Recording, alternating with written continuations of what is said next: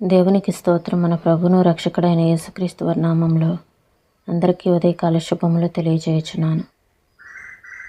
ఈరోజు దేవుని వాగ్దానం యెహెజ్కేలు గ్రంథము 1వ అధ్యాయము 1-3 వచనాలు. నేను కెబారు నదీ ప్రదేశమున చెరలోని వారి మధ్య కాపురం ఉంటిని. ఆ కాలమున ఆకాశము తెరవబడగా దేవుని గూర్చిన దర్శనములు నాకు కలిగెను. అక్కడనే యెహోవా హస్తము అతని మీదకి వచ్చెను. ఇక్కడ యెహెజ్కేలు గారు చెరలో ఉన్న వారి మధ్య కాపురం ఉన్నప్పుడు ఆ సమయంలోనే దేవుని గూర్చిన దర్శనాలు కలిగాయి.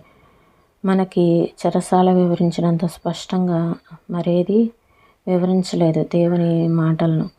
ఎందుకంటే మన జీవితాల్లో కష్టాలు వచ్చినప్పుడు మనం దేవుని మాటను ధ్యానిస్తూ ఉన్నప్పుడు మనకు దేవుని మాట నుంచి మనం తప్పిపోవాలి అంటే తప్పిపోలేము. ఎందుకంటే ఆ కష్టాలను అనుభవిస్తూ దేవుని మాటను ధ్యానించాం కాబట్టి అది మనకు ఓదార్పు అయింది.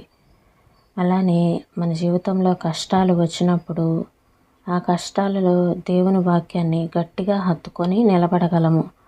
అలాంటి సమయంలో దేవుని నుండి తప్పిపోకుండా దేవుని మాటను మనం ఎప్పుడైతే ధ్యానిస్తామో ఆ మాటని మనము ఆ కష్టాల్లో ఉన్నప్పుడు ధ్యానించాం కాబట్టి ఆ కన్నీళ్ళ మరకలతో మన బైబిల్ నిండా దేవునికి ఇతరులకు ఎవ్వరికీ కనిపించిన అక్షరాలు దేవుడు మన ముందు ఉంచినట్లుగా మనకి అనిపిస్తూ ఉంటుంది. అలానే మనము చాలాసార్లు శ్రమల్లో ఉన్నప్పుడు ఆపదల్లో ఉన్నప్పుడు మనము ప్రతిదీ దేవునికి తీవ్రమైన ప్రార్థన ద్వారా దేవుని ముందు ఉంచగలిగితే మనము దేవుణ్ణి ఆశ్రయించటానికి ఆయన రెక్కల నీడ కిందకి వచ్చినట్లయితే దేవుని దగ్గర మనము లోబడినట్లయితే మనకి తెలియని దీవెనలు కనిపిస్తూ ఉంటాయి. మనకు దేవుని వాక్యాన్ని చెరసాల వివరించినంత స్పష్టంగా మరేది వివరించలేదు. మనం బబులోను నదిలో ఒడ్డున కూర్చుని ఉన్నప్పుడు మన దైవ సంకీర్తనలు మన హృదయాలను కదిలించినట్లుగా మరెన్నడూ కదిలించలేదు.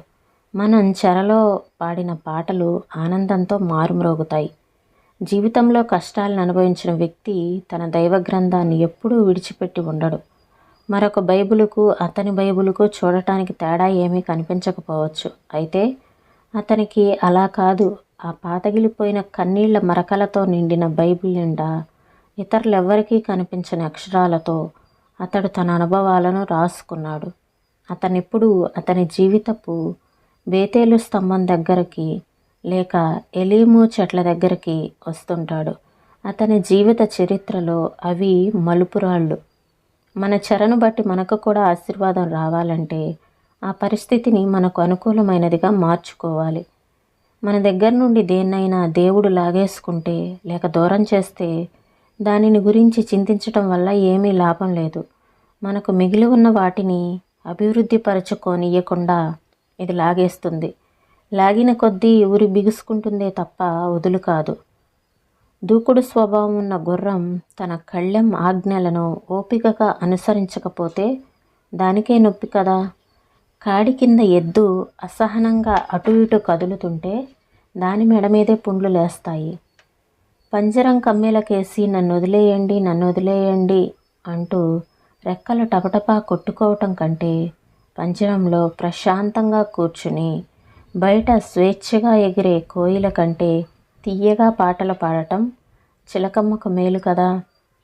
ఏ ఆపద మనకు చెడు చేయలేదు. దాన్ని మనం తీవ్రమైన ప్రార్థనలో దేవుని ముందు ఉంచగలిగితే వర్షం నుంచి తప్పించుకుందామని చెట్టును ఆశ్రయించిన వాడికి తాను వెతుకుతున్న పండు ఆ చెట్టు కొమ్మల్లోనే కనిపించవచ్చు. దేవుని రెక్కల క్రిందికి ఆశ్రయం కోసం పరిగెత్తిన మనకు ఇంతకు ముందెన్నడూ దేవునిలో కనిపించని తెలియని దీవెనలు కనిపిస్తాయి. ఈ విధంగా దేవుడు తనను తాను మన శ్రమల్లో బాధల్లోనే కనపరుచుకుంటాడు. ఎబ్బోకు రేవు దాటితే పెనుయేలు చేరతాము. అక్కడ మన పెనుగులాట మూలంగా దేవుణ్ణి ముఖాముఖిగా చూస్తాము. ఆ విధంగా మన ప్రాణాలు దక్కించుకుంటాము. చెరలో ఉన్న వాళ్ళలారా, దేవుడు మీకు రాత్రిలో ఆనందగానాన్ని ఇస్తాడు.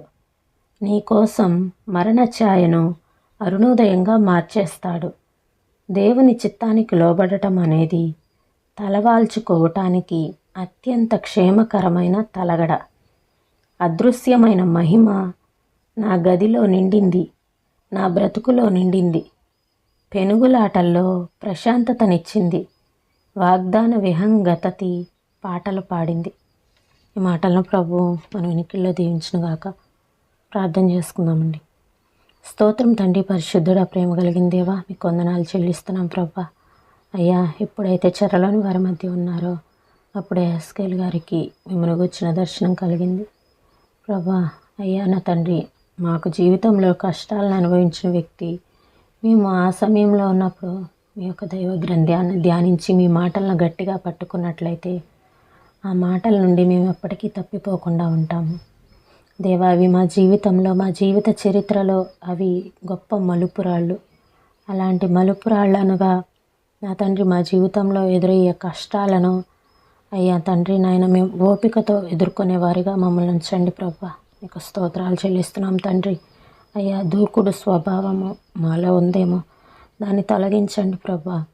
అయ్యా నా తండ్రి, మేము అసహనంతో ఉంటే మాకే నొప్పి, మాకే బాధ. అయ్యా నా తండ్రి దేవా, మేము ప్రశాంతంగా మీ సన్నిధిలో నా తండ్రి ప్రతి ఒక్కదాన్ని తీవ్రమైన ప్రార్థన ద్వారా మీ ముందు ఉంచగలిగేటువంటి శక్తిని మాకు అనుగ్రహించండి ప్రభా. మీ రెక్కల నీడ క్రిందకి మేము ఆశ్రయం కోసం పరిగెత్తే వారిగా మమ్మల్ని ఉంచమని వేడుకొంచున్నాను తండ్రి. మీ చిత్తానికి లోబడే వారిగా మమ్మల్ని నడిపించండి ప్రభా. సహాయం చేయమని మీ సన్నిధిని మాతో ఉంచి మమ్మల్ని నడిపించమని యేసయ్య పరిశుద్ధమైన నామంలో అడిగి వేడుకొంచున్నాం తండ్రి. ఆమేన్.